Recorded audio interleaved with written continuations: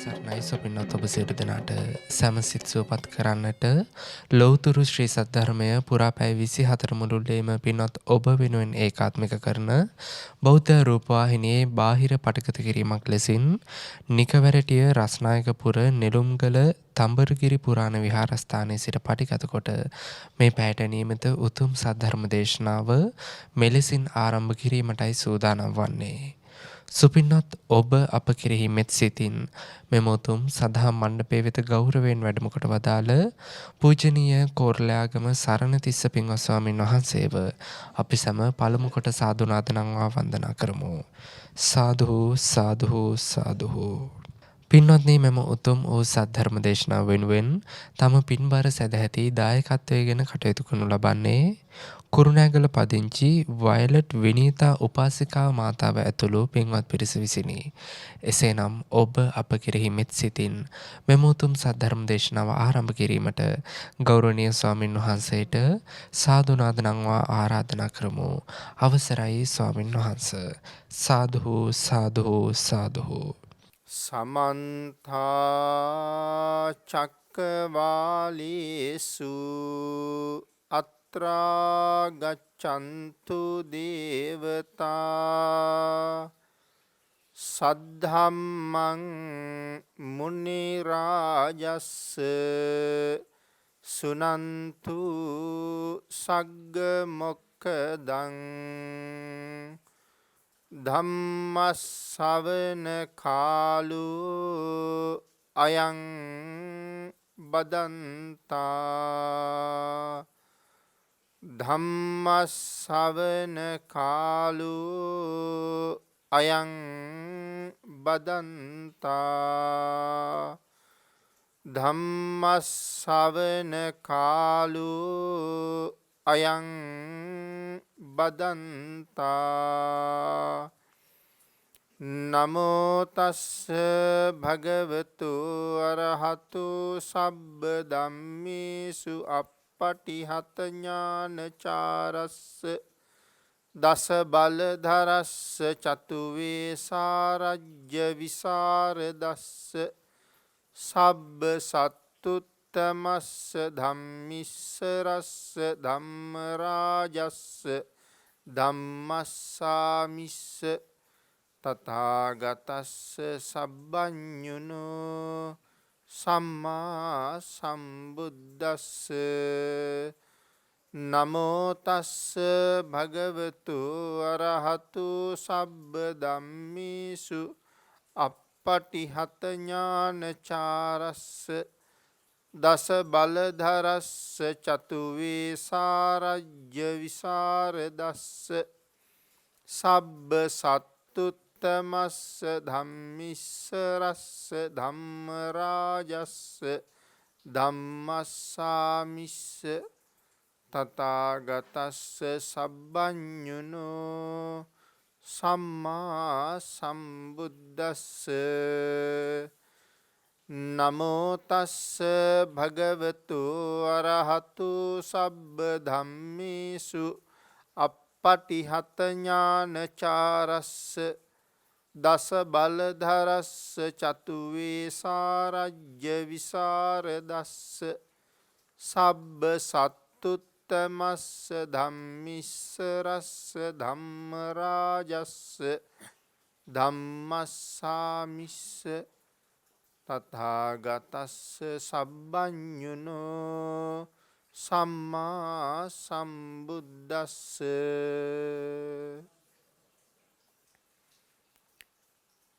වැඩම කොට වදාළ අති ගෞරවනීය අපේ ස්වාමින් වහන්සේගෙන් අවසරයි සද්ධර්ම ශ්‍රාවක කාරුණික ගුණගරුක බෞද්ධ පින්නතුනි, බොහෝම ශ්‍රද්ධාවෙන් යුක්තව සියලු දෙනාම සූදානම් වෙන්නේ තිලෝගුරු ශාන්තිනායක සම්මා සම්බුදුරජාණන් වහන්සේ විසින් ලෝක සත්වයන් පිළිබඳව අසීමිත දයාවෙන් කරුණාවෙන් මෛත්‍රියෙන් යුක්තව අවබෝධ කරගෙන දේශනා කොට වදාළ පරම ගම්බීර වූ ශ්‍රී සද්ධර්ම රත්නයෙන් බොහෝම පුංචි කොටසක් දේශනා කරවගෙන ධර්ම ගෞරවයේ පෙරදරි කරගෙන දේශනාගත ධර්මයේ ශ්‍රවණය කරන්නත් එසේ ධර්ම ශ්‍රවණය කිරීමෙන් ලැබෙන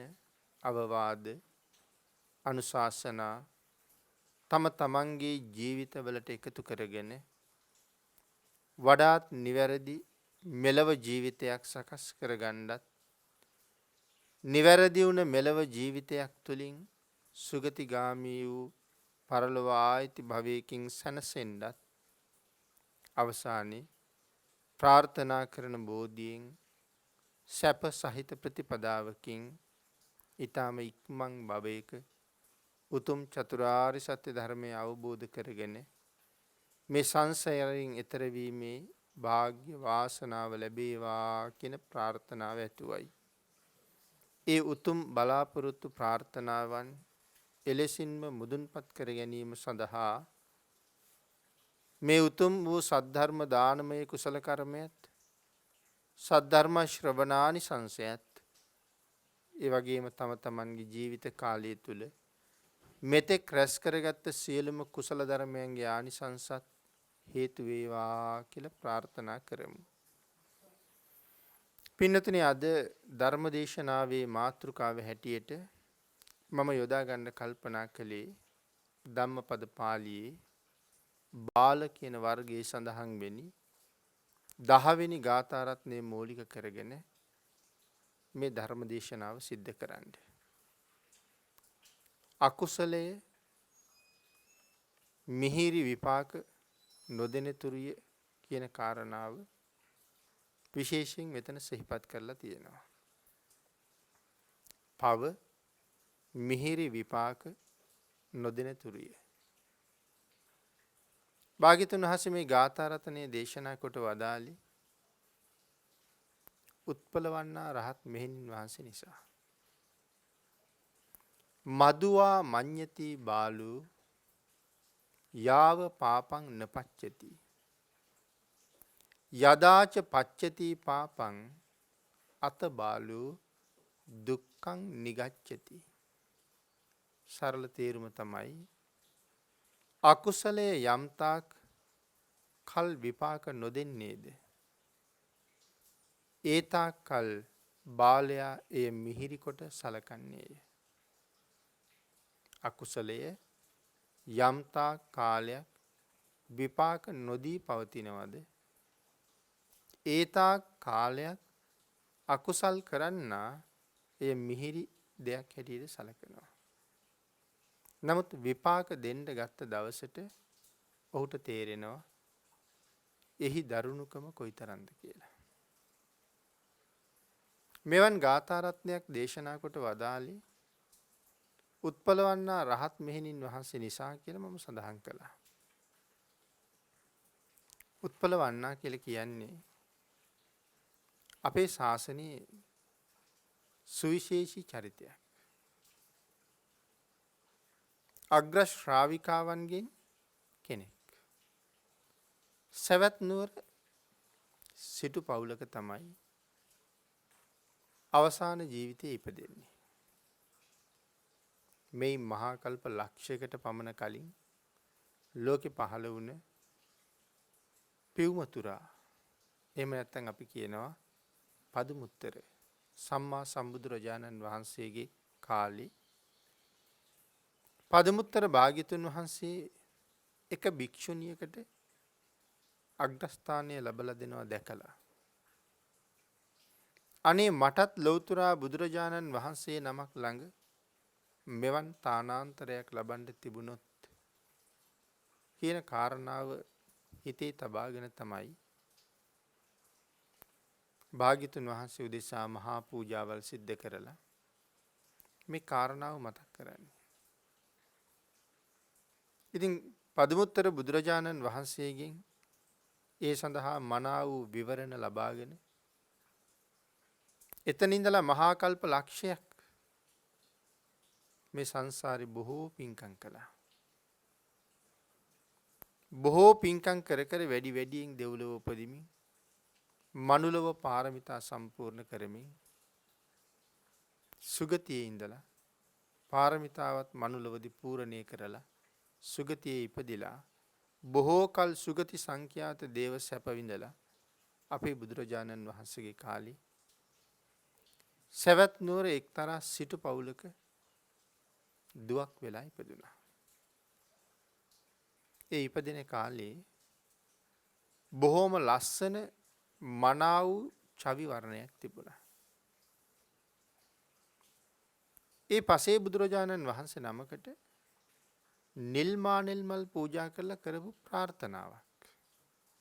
ස්වාමීනි මේ මලේ පෙති මොනතරම් අපූර්ව පැහැයෙන් යුක්තද? මතු සසරේ මගේ ශරීර පැහැයත් මේ වගේම පැහැපත් විය යුතුයි කියලා කරපු ප්‍රාර්ථනාවකට අනුවයි මේ නිල් පාට වගේ හමක් තියෙන්නේ. ඊ타ත්ම ලස්සනයි. ඒ නිසාම ඇයට නම තිබ්බා උත්පලවන්න කියලා. තරුණ වයසට එන්න රූපයෙන් මුහුකුරා යන්න පුදුමාකාර සුන්දර රූප ස්වභාවයක්. නොයෙක් රාජකුමාරවරු නොයෙක් සිටු කුමාරවරු නිරන්තරයෙන් මේ සිටුවරයට හසුන්පත් වෙනවා ඔබේ දුව විවාහ කරගන්න කැමතියි කියලා. සිටුතුමා විශාල ගැටලුවකට මුහුණ පෑවා. එක්කෙනෙකුට හා කිව්වොත් 100,000 ගාණක් තරහ වෙනවා. ඒ හින්දා මොකද්ද මම කරන්න කියලා කල්පනා කර කර ඉන්නකොට එක දවසක් කල්පනා වුණා දුවගේ තීරණය මොකද්ද කියලා අහන්න. දුව ගාවට ගිහිල්ලා දුව ඉල්ලලා ලැබෙන ලියුම් ප්‍රමාණය ඒ කාරණාවත් කතා කරලා නමුත් එක්කෙනෙකුට විවාහ කරලා දුන්නොත් අනිත් හැමෝම වෛර බඳින නිසා දුවගෙන් ඇහුවා මහාන වෙන්න කැමති නැද්ද කියලා. ඇයට ඒ වෙලාවේ ඇති වුණේ වචන වලින් කියාගන්න බැරි තරම් මහ පුදුමාකාර සතුටක්. පැවිදි වෙන්න බැරිද කියලා අහපු එක. තමන්ගේ උපරිම කැමැත්ත තාත්තට ප්‍රකාශ කරලා අන්තිමට ඇය මව්පියන් එක්ක ගිහිල්ලා මෙහෙණවරේ පැවිදි වුණා. පැවිදි වෙච්ච අලුතම නවක භික්ෂුණියක් නේ. ඒ නිසා මේ පෝයගේ අමදින්න ඇයටත් අවස්ථාව ලැබුණා. එක දවසක් පෝය කරන දවසේ පෝයගේ ඇමදලා මල් ආසන පිරිසිදු කරලා මේ සියල්ලම ඉවර කරලා පහන් දැල්වලා ඒ විවේකීව පැත්තකට වෙලා වාඩි වෙලා අර දැල්ලෙන පහනක දැල්ලක් දිහා බලාගෙන හිටියා. මේ තුලින් තේජෝ කසිනේ දිනු කරගන්න ඇයට පුළුවන් වුණා. සාංශාරික කුසලයට අසීමාන්තිකයි. ඒ රහත් වුණා. සිව්පිලිසිඹියා සම්පූර්ණයි. එතකොට මහ රහත් තෙරණියක්. මහ රහත් කියලා කියන්නේ සිව්පිලිසිඹියා සහිතව රහත් බවට පත් වුණාම තමයි මහ රහත් කියලා කියන්නේ. දැන් මහ රහත් තෙරණියක්. පහන් දැල්ල දිහා බලාගෙන තමයි සංසාරි කෙලෙස් ටික විනාශ කරන්න ඒ වීරිය වැඩි. මේ කාලේ මේ භික්ෂුණීන් වහන්සේලා අනිවාර්යයෙන්ම නගර සීමාවේ වාසය කළ යුතුයි කියලා නීතියක් මේ ශාසනයේ පැනවිලා තිබුණේ නැහැ. ඒ නිසා එක දවසක් දනව් සැරිසරන්න ගිහිල්ලා කල්පනා කළා විවේක තැනක් හොයාගෙන විවේකීව වැඩ ඉන්න ඕන කියලා. ඒ ප්‍රදේශයේ තිබුණ අඹ උයනක්. මේ අඹ උයනට ඇවිල්ලා ඒ සඳහා අවශ්‍ය පිරිසක් සම්බන්ධ කරගෙන අඹ උයනේ හදාගත්ත පොඩි කුටියක් බිත්ති වෙනුවට වටතිර ඇදගත්තා. වහලය අතුකොළ වලින් සකස් කරගත්තා. ඒක ඇතුලේ ඇඳක් තියාගත්තා. ආරක්ෂාකාරීව ජීවත් වෙන්න පොඩි දොරකුත් හදාගෙන ඇය දැන් මේකේ තමයි වාසය කරන්නේ. එදා දහවල් කාලේ පිණ්ඩපාතේ වැඩියා. ගෙදර ඉන්න කාලේ ඉඳලම උත්පලවන්නා රහත් මෙහෙණින් වහන්සේට ගෙදර ඉන්න කාලෙත් ඇලුම් කරපු එක තරුණයෙක් හිටියා. ඇලුම් කරපු තරුණියෝ 100,000 ගණන්. නමුත් විශේෂ කෙනෙක් හිටියා තමන්ගේ මාමගේ පුතා. ඔහුත් පුංචි කාලේ ඉඳලම ඇයට කැමතියි. නමුත් දැන් විවාහ වෙලා නැහැනේ. පැවිදි වෙලා. මේ මාමගේ පුතාගේ නම නන්ද. නන්ද එක දවසක් මේ උයනට ආවා. ඇවිල්ලා මේ කුටියත් දැක්කා. ඔහු කුටියත් පරීක්ෂා කළා. ඔහු දැනගත්තා මේ උත්පලවන්නා වගේ කුටියයි කියලා. ඔහු මේ කුටියේ තියෙන ඇඳ යටට රිංග ගත්තා. රහතන් වහන්සේ රහත් මෙහෙණින් වහන්සේ පිඬුසි ගාගෙන ඇවිල්ලා බොහොම වෙහෙසයි. බොහොම පූටක අවුව. හරි සැරයි අවුව. පිඬුසි ගාගෙන වැඩලා ඇස් දෙක නිලංකාර වෙලා වගේ. කුටිය ඇතුළවත් හරියට නොපෙනෙන තරම්. කායික වෙහෙස බොහොමයි. ඒ දානි පාත්‍රෙත් පසෙක තියලා පොඩි විවේකයක් ගන්න අර යහනේ ඇලුනා. අර නිලංකාර වෙලා තිබිච්ච ස්වභාවයවත් තාම හරි ගිහිල්ලා නැහැ. ඇඳ යට හිටපු නන්ද ඇඳ උඩට ආවා. ඒ කාරණාවෙන් රහත් මෙහෙණින් වහන්සේ නන්දට සඳහන් කළා පව්කාරයේ නොනැසෙව කියලා සඳහන් කළා. ඒත් කාම දාහයෙන් දැවි දැවි හිටපු ඔහුට ඒක වචනයක්වත් වටින්නේ නැති වචනයක් වුණා. තමන්ගේ අරමුණයි ප්‍රධාන වෙලා තියෙන්නේ. ඒ අරමුණ උත්සාහ කර සාර්ථක කරගන්නයි ඔහු මනාව සැලසුම් කරලා තිබුණේ. ඔහු තමන්ගේ කාර්ය සම්පූර්ණ කරගත්තා. කොයිතරම් එපා කීවත්. තමන්ගේ කාර්ය සම්පූර්ණ කරගෙන ඔහු ඇඳින් බැස්සා.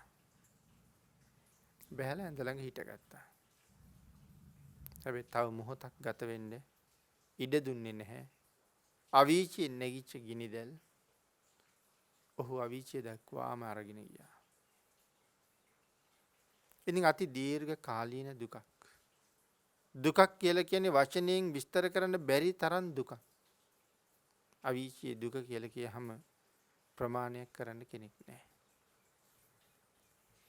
ඒ තරම් මහා අසීමාන්තික දුකකට ඇද වැටුණා. මෙන්න මේ කාරණාව මුල් කරගෙන තමයි අපේ බුදුරජාණන් වහන්සේ මේ ගාථා රතනේ දේශනා කොට වදාළේ. මදුවා මඤ්ඤති බාලු යාව පාපං නපච්චති යදාච පච්චති පාපං අත බාලු දුක්ඛං නිගච්ඡති. අපි තේරුම මුලින් මතක් කළා. මදුවා මඤ්ඤති බාලු. මොනවද පින්නතනි මදු කියලා කියන්නේ? මල් රස. එහෙම නැත්නම් මී රස.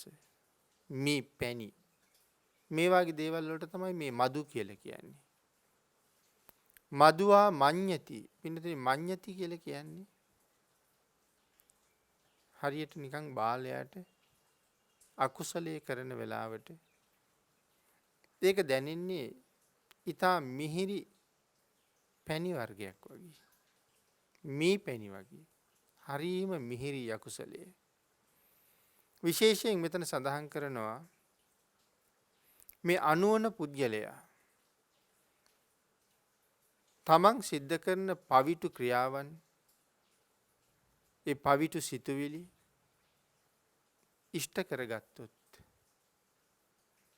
විශේෂයෙන් එයින් මහත් වූ ලාභයක් ලැබුණා වගේ තමයි කල්පනා කරන්නේ.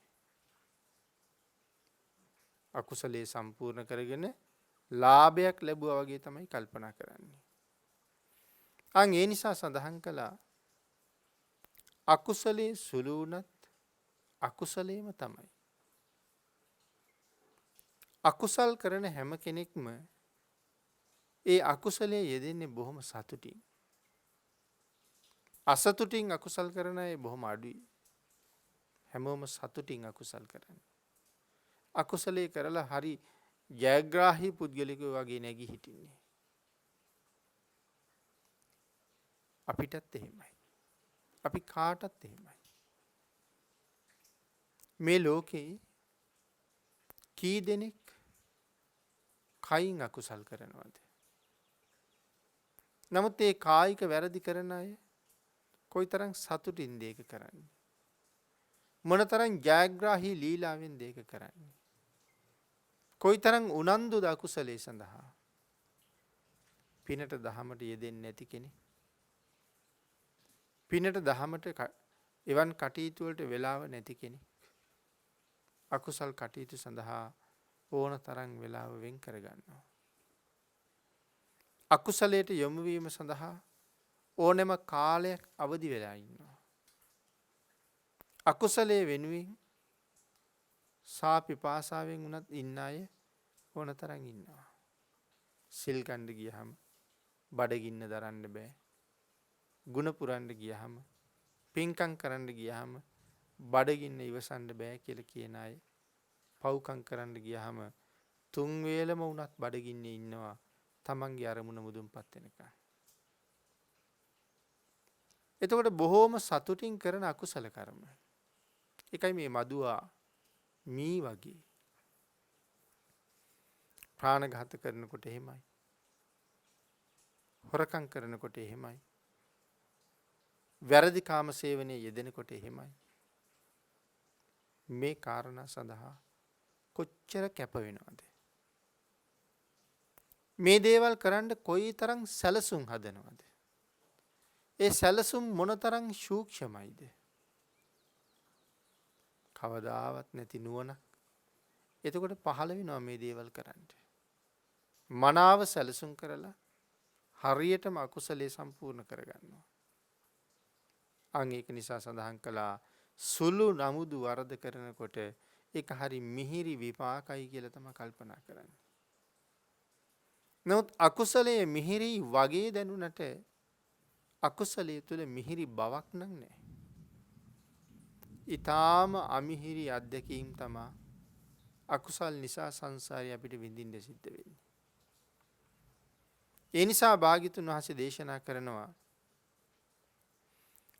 බොහෝ පුද්ගලයෝ පාපයක් කළ විට ලාභයක් ලැබුම හෝ අදහස ඉටුවීම නිමිති කරගෙන ඒ අකුසලයේ ඔස්සේ කොයිතරම් කාලයක් ගමන් කරනවද? කායික වැරදි, වාචසික වැරදි, මානසික වැරදි, කයෙන් සිතින් වචනයෙන් කරන මේ අකුසල ධර්ම හැම එකම කැමැත්තෙන්. බොරුවක් කියන්න ගියහම තව කෙනෙක් රවට්ටන්න මොන තරම් ආසාවක් තියනවද? තව කෙනෙක් රවට්ටන්නේ මොන තරම් කැමැත්තෙන්ද? ඔහු රැවටෙනවා දිහා බල බල ඉඳලා කොයිතරම් සතුටු වෙනවද? කේලමක් කියලා කෙනෙකුගේ ජීවිතය විනාශ කරලා සමහරට පෞල් ජීවිත අවුල් කරලා දූ දරුවන්ගේ ජීවිත අනාථ කරලා අසරණ කරලා එහෙම වෙන අවස්ථා කොච්චර තියෙනවද? නමුත් පිරිසක් ඒව දිහා බලාගෙන සතුටු වෙනවා. නමුත් මේ වගේ අකුසලයේ ඊ타ත්ම බරපතලයි. කිරි කියන જાතිය දොවාගත්ත ගමන් මිදෙන්නේ නැහැ. ඒ වගේ තමයි අකුසලයක්. කරලා ඉවර වෙනකොට විපාක දෙන්නේ නැහැ. කර්මයේ මෝරලා යම් දවසක විපාක දෙනවා. හැබැයි එදාට අතිශයින්ම භයානකයි. ඊළඟට සඳහන් කළා නුවණැති පුද්ගලයා පවක් කළත් කිසියම් අදහසක් ඉටු කර ගැනීමට ලාභයක් ලැබුමට කැමති නොවේ කියලා. ඥානවන්තයා කවදාවත් පව් කරලා ලාභ ලබන්න කල්පනා කරන්නේ. පව් කරලා කවදාවත් සැප විඳින්න කැමති නෑ. නමුත් අඥානය ඕන තරම් එහෙම කරනවා. සමහර වෙලාවට භාණ්ඩයක් තරාදියෙන් කිරන්න ගියහම හොරට කිරන්න බලාගෙන ඉන්න අය කොච්චර ඉන්නවද? ග්‍රෑම් 10ක්, ග්‍රෑම් 15ක්, ඒකෙන් අඩු කරගෙන සතුටු වෙන අය කොච්චර ඉන්නවද? නමුත් ඒකෙන් ලැබෙනවද ලොකු ලාභයක්? ඒකෙන් ලැබෙනවා ලොකු පාඩුවක්. ලාභයක් ලැබෙන්නේ නැහැ. ඊළඟට සමහර කෙනෙක් කල්ලිකුත් වෙච්ච ආහාර ඕන තරම් දින වෙනස් කරලා ආපහු මහ ජනතාවට විකුණනවා. තවත් නොයෙක් වංචනික කටයුතු. මේ කාලේ ලෝකයේ අපේ රටේ බොහෝම දුර්භික්ෂ කාලයක්. මිනිස්සුන්ට හැම දෙම බොහෝම හිගපාඩුයි. ගමන් බිමන් යෑම සඳහාවත් පහසුකමක් නැහැ. ඒ පහසුකම් නැති හින්දා ආහාර පානවල පවා තියෙන්නේ දැඩි හිග බවක්. ඒතර ලෝකෙකට වෙලා තියෙන දේ, රටකට වෙලා තියෙන දේ ආර්යයන් වහන්සේලගේ අනුකම්පාව නොලැබෙන නිසා. ආර්යයන් වහන්සේගේ ඇල්ම බැල්ම නොලැබෙන නිසා. ආර්යයන්ගේ අකමැත්ත නිසා. මේ වාගේ ප්‍රශ්න වලට මුහුණ දෙන්න අපිට සිද්ධ නොවෙනවා නෙමෙයි. ඒ අකමැත්ත නිසා මේ වාගේ ප්‍රශ්න වලට හේතු වෙන්න පුළුවන්. නමුත් එහෙම ව්‍යසනයක් වෙලා තියෙන මොහොතක දයාව, කරුණාව, මෛත්‍රිය පෙරදරි කරගෙන අන් අයටත් සහයෝගයක් දක්වමින්, අන් අයටත් උපකාරයක් කරමින්, තියෙන දෙයක් සියලු දෙනාම සමසේ බෙදා ගනිමින් කටයුතු කරන්න තරම් කාරුණික මානසිකත්වයක් මිනිස්සු තුළ නැහැ. හැම තැනම තියෙන වංචනික බවක්. වර්තමානයේ නම් තෙල් ටික බෙදන්න ගියත් පුදුමාකාර වංචනික ස්වභාවයක්. ආහාර පාන බෙදන්න ගියත් ඒ වංචනික බව එහෙමමයි. වෙනත් අවශ්‍යතාවයල් දෙන්න ගියහම ඒ වංචා සහගත බව එහෙමමයි. නමුත් මේ වංචාම කරලා, හොරකම්ම කරලා, අකුසල්ම කරන නිසා ආර්යයන් වහන්සේලා අපෙන් අහක බලලා ගොඩක් කල්. නමුත් අපි තවත් සූදානම් නැහැ. අපෙන් වෙච්ච වැරදි නතර කරලා, වරදින් අත මිදිලා, යහපත හොයාගෙන යන්න, නිවැරදි වෙන්න තාම කල්පනාවක් නැහැ. සමහරලාට ඉතා සුළු දෙයක් නොවටිනා මිලකට මිනිස්සුන්ට අලබිනවා. වර්තමාන ඉන්ධන මේ වගේ. සමහර අය රුපියල් 2000ටත් ඉන්ධන ගන්නවා. සමහර අය 1500ටත් ඉන්ධන ගන්නවා. සමහර අය ඉන්ධන පිරවුම් වලින්ම ඉන්ධන පුරවනකොටම අඩු වැඩි කරලා පුරවනවා. රුපියල් 100ක් අමාරක් Tamanට දෙනවනම් තවත් ටිකක් වැඩිපුර ඉන්ධන ලබා ගන්න පුළුවන්. මෙන්න මේ වාගේ වංචනික ක්‍රම හැම තැනම පැතිරිලා, හැබැයි බොහෝම සතුටින් මේ දේවල් කරන්නේ. අද නම් මෙච්චර ප්‍රමාණයක් රැස් කරගත්තා කියලා බොහොම සතුටින් තමයි ගෙදර ගිහිල්ලා හරි කතා කරන්නේ. ඉතින් මේ අකුසලය හරි කැමැත්තෙන්, සතුටින්, සැලසුම් සහගතවම සිද්ධ කරනවා. ඊළඟට සඳහන් කළා යම් කෙනෙක් මේ අකුසලයේ විපාක විඳිනවද? දුක්ඛං නිගච්ඡති. ඒ විපාකේ කොහෙද විඳින්න තියෙන්නේ? පරලොව කෙලවරක් නැති අපාදුකට පැමිණීම. ප්‍රධාන වශයෙන්ම මේ ජීවිතෙන් පස්සේ ප්‍රමාණයක්, සීමාවක් කරලා දක්වන්න බැරි තරම් අසීමාන්තික දුක්ඛන්දරාවක් තියෙන නිරය සංඛ්‍යාත දේව ලෝකේ, නැත්නම් නිරය සංඛ්‍යාත අකුසල සහිතව අපායවල උපදින්න සිද්ධ වෙනවා. අපේ බුදුරජාණන් වහන්සේ බාලපඬිත එහෙම සූත්‍ර පැහැදිලි කරනකොට යම් යම් ප්‍රමාණයක් නිරයවල වල දුක විස්තර කරලා තියෙනවා. මුලින්ම නිරය පාලකයෝ මේ නිරිසතා පංච වදයකට භාජනය කරනවා කියලා. පංච වදයකට භාජනය කරනවා කියලා කියන්නේ මේ යකඩ පොළව.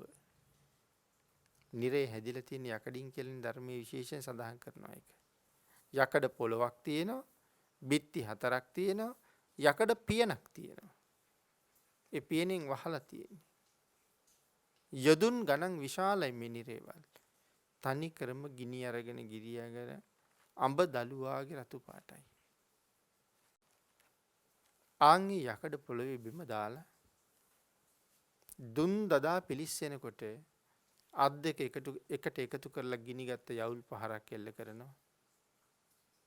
පාද දෙක පාදයක් උඩින් පාදයක් තියලා පාද දෙක එකතු වෙන තැන ගිනිගත්ත යවුල් පාරක් ගහනවා.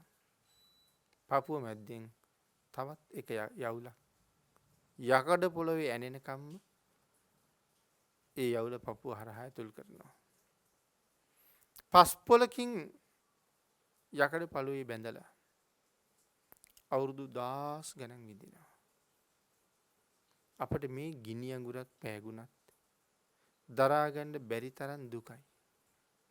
නමුත් හිතන්න රතුම රතු පාට වෙච්ච යකඩ පොලොක දිගෑරියහම ඒ පිලිස්සෙන පිලිස්සුම කොහොමද කියලා. නිමක් නැති අසීමාන්තික වේදනාවක් හෙල්ලෙන්න බැරුව විඳිනවා. ඒ තරම් දුක් විඳලා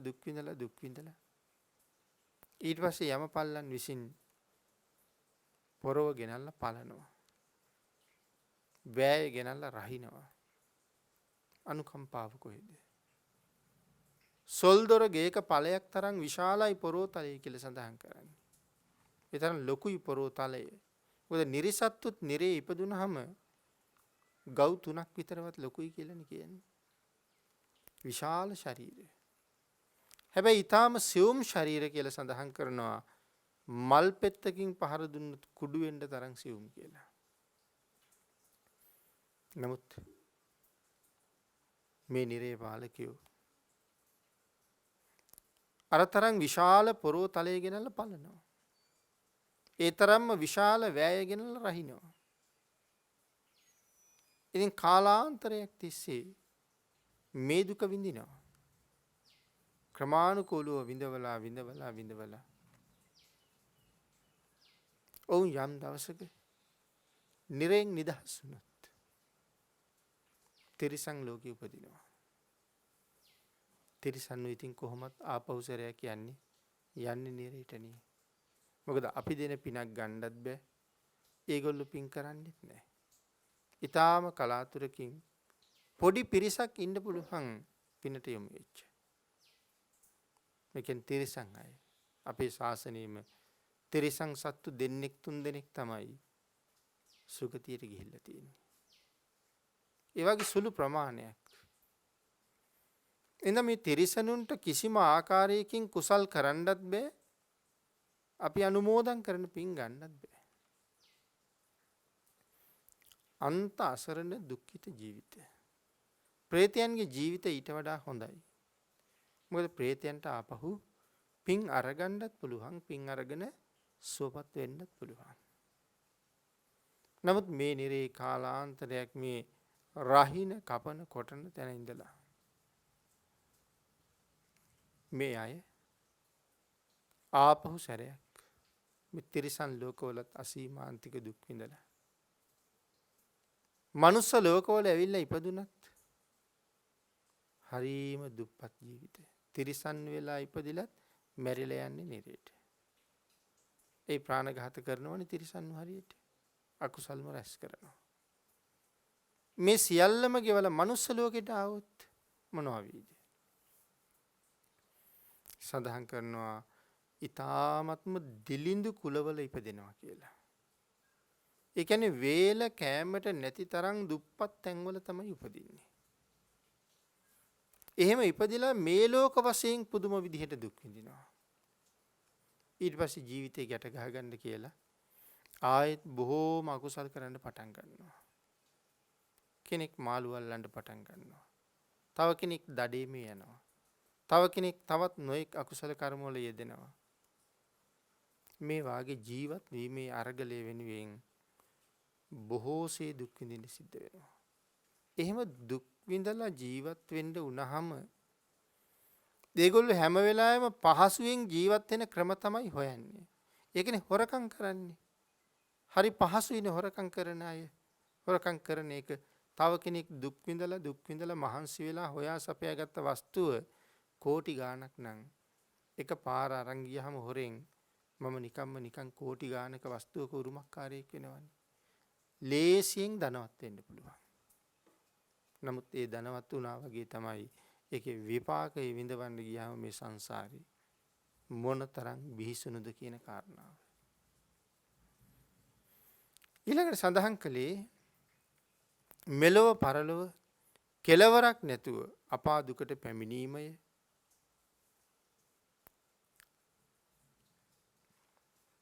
අකුසලයේ නොපෙන්නකම්. විශේෂයෙන් සඳහන් කරනවා මේ කස පහරවල් තැලීමෙන් නොයෙක් ආකාරයේ වේදනාවන්ට අකුසල් කරපු අය ලක් වෙනවා. කසයෙන් පහර දෙනවනේ. රජ්ජුරුව දෙතිස් වදයකට භාජනය කළා. ඒකයි මේ සඳහන් කරන්නේ.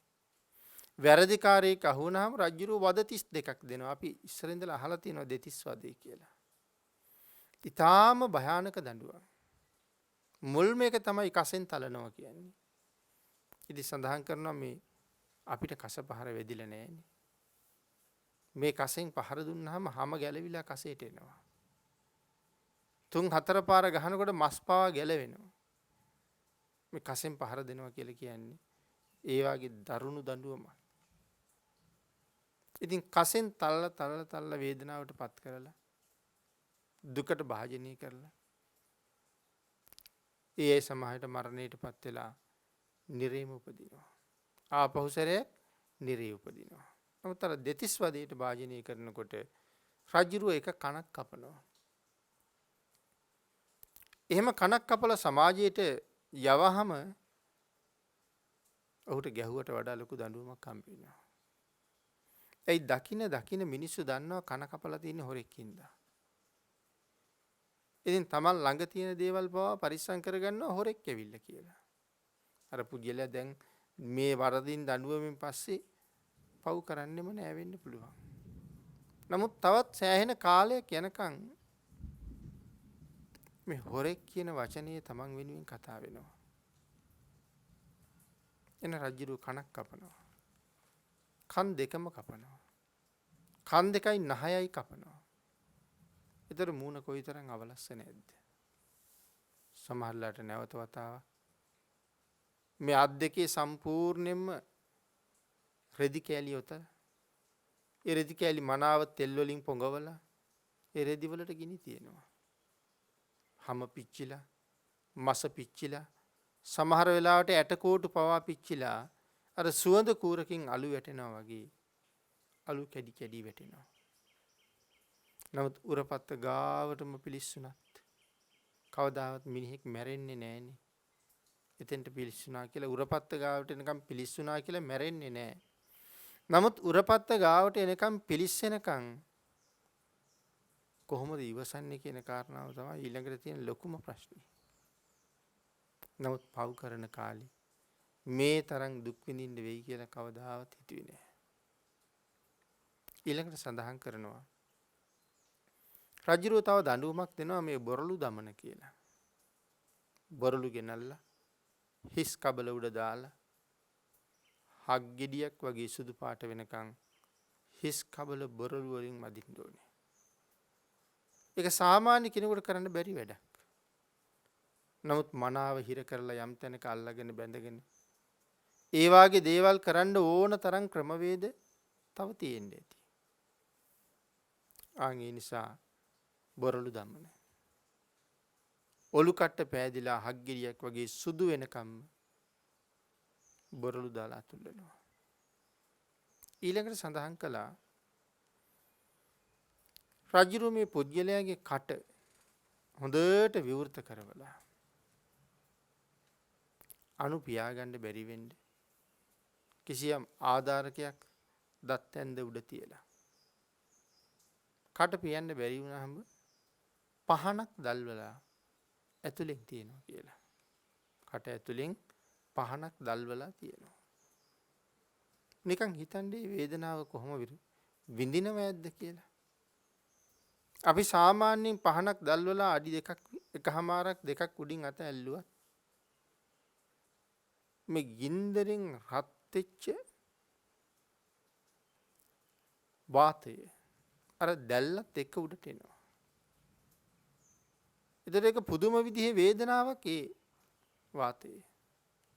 ඉතින් ඒතර කට ඇතුලේ මේ පහන තියහම උඩුතල්ල සම්පූර්ණයෙන් පහන් එළියෙන් පිලිස්සෙනකොට පහන් දැල්ලෙන් ඒ දුක කාට කියලා අඬන්නද? අඬන්න පුළුවන්කමකුත් නැහැ. කෙනෙකුට අඬ ගහ ගන්න පුළුවන්කමකුත් නැහැ. ඒ කට ඇතුලෙත් ආධාරකයක් තියලා. නිහඬවම විඳවන්න සිද්ධ වෙනවා. බලන්නකෝ දැන් පාපයේ විපාකය. ඉතින් එයින් පස්සේ නිරයවල් වල ඉපදිලා අසීමාන්තිකව නිමක් නැතුව දුක් විඳිනවා. ආයි රජ්ජුරුව කරන තව දඬුවමක්. රජ්ජුරුව මේ පුද්ගලයාගේ මුළු ශරීරයම ඔතලත් ගිනි තියෙනවා. ඉස්සලා අත් ගැනනේ අපි සඳහන් කළේ. මුළු ශරීරයම ඔතලත් ගිනි තියෙනවා. ඉතින් ඒ අය කොයිතරම් වේදනාව විඳිනවද? තවත් රජ්ජුරුව දඬුවමක් දෙනවා. මේ වැරදිකාර පුද්ගලයා අල්ලගෙන ආවහම ඒ පුද්ගලයාට මුලින් කසෙන් තලන්න කීවා. ඊළඟට කන කැපුවා. කන් දෙකම කැපුවා. නාසය කැපුවා. එක අතක් කපනවා. සමහරට අත් දෙකම කපනවා. සමහර කෙනෙකුගේ අත් දෙකයි කකුල් දෙකයි හතරම කපනවා. අර හොරකම් කරන කාලේ, වැරදි වැඩ කරන කාලේ මෙහෙම වෙන්න වෙයි කියලා කල්පනා කළේ නෑ. නමුත් බාලපඬිත සූත්‍රයට අනුව නම් සඳහන් කරන්නේ අන්න එහෙම කනක් කපලා ඉන්න පුද්ගලයෙක් දැක්කහම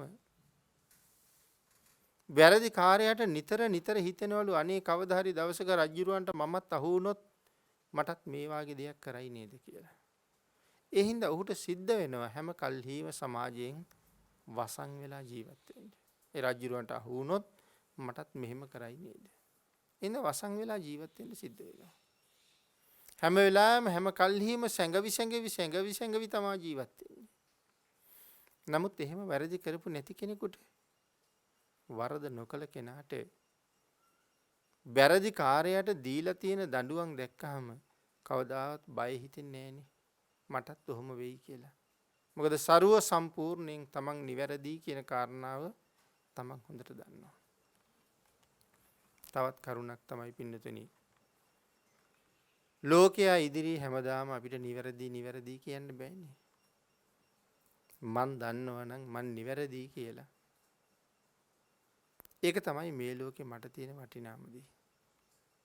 කවුරු මට වැරදි කරුවා කියලා කීවත් කමක් නැහැ. කවුරු මට චෝදනා කළත් කමක් නැහැ.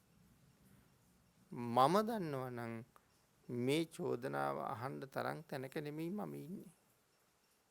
මේ චෝදනාවට ලක් වෙන්න පුළුවන් තැනක නෙමෙයි මම ඉන්නේ. තමන්ගේ මානසිකත්වය ඍජුව තියාගන්න ඕනේ. එදාට කවුරු චෝදනා කළත් කමක් නැහැ. මේ ලෝකයක් අපි අත්හැරලා ගිහිල්ලා අපිත් එක්ක තරහ වුණත් අපිට කමක් නැහැ. බුදුරජාණන් වහන්සේ තරහ වෙන්නේ නැත්තම්. මගේ පැවැත්ම ගැන, මගේ වැඩ ගැන භාග්‍යතුන් වහන්සේ තරහ නැත්තම් අනිත් කවුරු තරහ වුණත් මට කමක් නැහැ. මේ මුළු ලෝකෙම මාත් එක්ක හිතවත් වෙලා භාග්‍යතුන් වහන්සේ මට අකමැති නම් මට මේ ලෝකෙම ලැබිලා තියෙන හිතවත්කමින් ඇති වැඩක් නැහැ. ආන්ගේ නිසා හෘද සාක්ෂියට එකඟව අකුසල කර්මයන්ගෙන් සදහටම ඈත් වෙලා ජීවිතයේ කුසලයෙන්ම පුරව කටයුතු කරන්න ඕනේ. අකුසලයේ කොතරම් නම් භයානකද කියන කාරණාව මනාව ධර්මයේ තුලින්ම දකින්න ඕනේ. එහෙම පුද්ගලයාට පුළුවන් වහවහ මේ සාංශාරික ගමන කෙරවල කරගන්න. ඊළඟට සඳහන් කළේ අකුසලයේ නොපැසෙනාතුරු බාලයා අකුසලයේ තුලම ගැලි ජීවත් වෙයි කියන කාරණාව විශේෂයෙන් සිහිපත් කරලා තියෙනවා. පින්නතුනි, අපේ බුදුරජාණන් වහන්සේ මේ උතුම් ධර්ම කාරණාව මනාව පැහැදිලි කළා. ඒතකොට දැන් නන්දට වෙච්චදී නන්ද අකුසලයකට සූදානම් වුණා. නන්ද ඒකට සැලසුම් හැදුවා. නන්ද ඒ ගැන තොරතුරු හොයලා බැලුවා. අන්තිමට නන්දගේ අරමුණු සැලසුම් මේ සියල්ලම ක්‍රියාත්මක කරලා නන්ද කල්පනා කළා නන්ද ජයග්‍රහණය කළා කියලා. නමුත් මහ පොළොවේ පය ගහනතුරු නන්ද ජයග්‍රාහී කියලා කල්පනා කරගෙන හිටියා. නන්දට වෙච්ච වැඩේ නන්දවත් දන්නේ නැහැ. මොකද්ද මට මේ වුනේ කියලා. ආන් ඒ වගේ අකුසලයේ විපාක දෙන තුරුම බලවත්. විපාක දෙන තුරු මිහිරි විපාක දෙන්න පටන් ගත්තට පස්සේ බලවත්. මේ ලෝකේ මේ නන්ද සිදු කරපු ක්‍රියාව කී දෙනෙක් කරලා සතුටු වෙනවද? නමුත් ඒගොල්ලන්ට දීර්ඝ කාලීන සතුටක් තියෙනවද? ඒක తాවකාලික සුළු සතුටක් විතරයි. හැබැයි తాවකාලික දුක් සැපක් අති දීර්ඝ කාලීන දුකක්. ඒක භාග්‍යවතුන් වහන්සේ මනාව පෙන්වන්නේ. తాවකාලික සැපක් දීර්ඝ කාලීන දුකක් කියන කාරණාව. කොතනද මේක භාග්‍යවතුන් වහන්සේ දේශනා කළේ? ගංගාරෝහණ පූජාව වෙලාවේ. తాවකාලික සැප දීර්ඝ කාලීන දුක් බවට පත් වෙනවා කියන එක. ඒ නිසා දීර්ඝ කාලීන සැපක් බලාපොරොත්තු වෙන කෙනෙක් විශේෂයෙන් කුසල ධර්මයේ මත පිහිටලා දස කුසල් සම්පූර්ණ කර කර මනාව සිල් ගුණ ආරක්ෂා කරගෙන ආරක්ෂා කරන සීලයේ සම්බන්ධයෙන් මනා වූ ගුණයක් ප්‍රගුණ කරගෙන ඒ සීලයේ සම්බන්ධයෙන් මනාව ප්‍රගුණ කරන්න ඕනේ. සීලයේ සම්බන්ධයෙන් මනාව ප්‍රගුණ කරගත්තාම ඒ පුජ්‍යලයට සිල් රකින්න හරි පහසුයි. හුඟක් දෙනා කතා කරන දේනේ කවුද සිල් රකින්න අය ඉන්නේ? ඔය කීවට කාටද පන්සිල් රකින්න පුළුවන්? කොහොම කතා කරන අය ඕන තරම් ඉන්නවා. ඉන්නතුනි ක්‍රියාවට එළඹුණාට පස්සේ මේ සිල් රකින්නවා කියන එක මහ පුදුමාකාර පහසු දෙයක්. අනික මහ පුදුමාකාර ලාභයක් නේ. සීලය කියන්නේ පුදුමාකාර ලාභයක්. අන් එවන් වූ උතුම් වූ සිල් ගුණ මත පිහිටලා අකුසලයෙන් සදහටම ඈත් වෙලා කුසලයට එක්ක ජීවත් වෙලා භයානක අකුසලයෙන් මිදිලා ලබාගත් ශ්‍රේෂ්ඨ මනුෂ්‍ය ජීවිතයට හොඳ සාධාරණයක් සම්පූර්ණ කරගෙන ඒ මිනිසත් බවට විය යුතු සාධාරණේ තමන්ගේ ජීවිතය තුළින් මනාව සම්පූර්ණ කරගෙන මනසින් උසස් කෙනෙක් හැටියට අකුසලයේ පිළිකුල් කරලා කුසලයේ සම්බන්ධයෙන් හිත වඩලා සංසාරයෙන් එතර වෙන්න අපිට මේ බුද්ධාන්තරයක ලැබිලා තියෙන්නේ මහ පුදුම වාග්ය සම්පන්න අවස්ථාවක්. ඒ වාග්ය සම්පන්න අවස්ථාවෙන් මනාව ප්‍රයෝජන අරගෙන බුද්ධාන්තරයක ඉපදිලත් නිරේගාමී වෙලා දුක් විඳින්න සිද්ධ වෙනවා නම් ඒ බුද්ධාන්තරයෙන් මොනවද ලබාගත් ඵලය කියලා හිතෙන්නේ? බුද්ධාන්තරයක මිනිස්සු නිරේට නොයන්නයි ඕනේ. නමුත් හැමෝම පින් ඇති අය නෙමෙයි. නමුත් සසර පින් ඇති අය කල්යාණ මිත්‍රයන්ගේ ආශ්‍රයෙන් සුගතියෙන් සුගතියට ගමන් කරලා මේ සංසාරින් එතරට යන්න හැම වෙලාවෙම කටයුතු කරන්න උත්සාහ කරන්න ඕනේ. හැබැයි මායාවේ ලෝකේ ඒකේ තරම් පහසු වැඩක් නං නෙමෙයි. සිල් රකින්නම් නැති සමාජයක සිල් රකින්නවා කියන එක අති දුෂ්කර කාර්යයක් බවට පත් වෙනවා. නමුත් සිල් රකින්නම් සමාජයේ නැහැ කියලා අපිත් අකුසලයට ගියොත් දුක් විඳින්න සිද්ධ වෙන එකේ කිසිම අඩුවකුත් නැහැ. ආන් ඒ නිසා බුද්ධාන්තරයක ශ්‍රේෂ්ඨ මනුෂ්‍ය ජීවිතයක් ලැබුණා. අකුසලයේ කරන වෙලාවට හරි මිහිරි. නමුත් නොරැවටි කුසලයේ මත පිහිටන්න ඕනේ. කුසලයේ ඊට වඩා මිහිරි. ඒ කුසල් මත පිහිටලා කටයුතු කරලා මේ සංසාරයෙන් එතර වෙන්න බුද්ධාන්තරයෙන් ප්‍රයෝජන ලබන්න අපි සියලු දෙනාටම භාග්‍යතුන් වහන්සේගේ ආශිර්වාදයෙන් ශක්තිය, ධෛර්යය, භාග්‍ය, වාසනාව උදා වේවා කියලා ප්‍රාර්ථනා කරමු. පින්නතුනි අද මේ උතුම් ධර්ම දේශනාවේ දායකත්වයේ දරනු ලබන්නේ කුරුණෑගල පදිංචි වයලට් විනීතා උපාසිකා මාතාව විසින්. ඒ මෑණියන් විසින් පුණ්‍යානුමෝදනා කරනවා පරලෝක සපත් වන්නට යෙදුන ආර්යරත්න රත්නායක දයාබරණීය ස්වාමි පුරුෂයාටත් WH ගුණදාස පියාණන්ටත් WH ලිලිනෝනා මෑණියන්ටත් ඒ වගේම WH උපාලි ජයතිස්ස, WH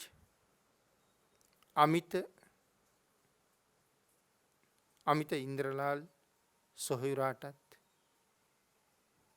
පරලෝ සැපත් වන්නට යෙදුන අනිකුත් සියලුම ඥාති හිත මිත්‍රාදීන්ටත් මේ රැස් කරගත්ත උතුම් කුසල් අනුමෝදන් වේවා.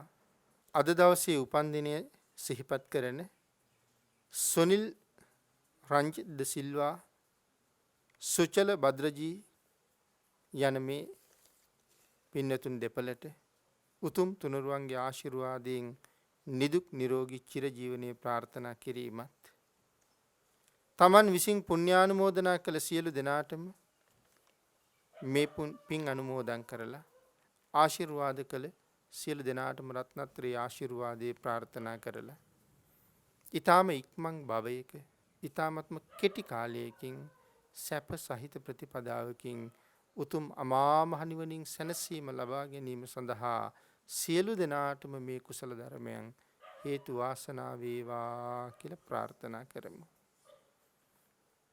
ආකාසට්ඨා ච බුම්මට්ඨා දේවා නාග මහිද්దికා පුඤ්ඤන්තං අනුමෝදිත්වා චිරං රක්ඛන්තු ලෝක සාසනං දේවෝ අස්සතු කාලේන සස්්‍ය සම්පatti හේතු ච පීතෝ භවතු ලෝකෝ ච රාජා භවතු ධම්මිකෝ.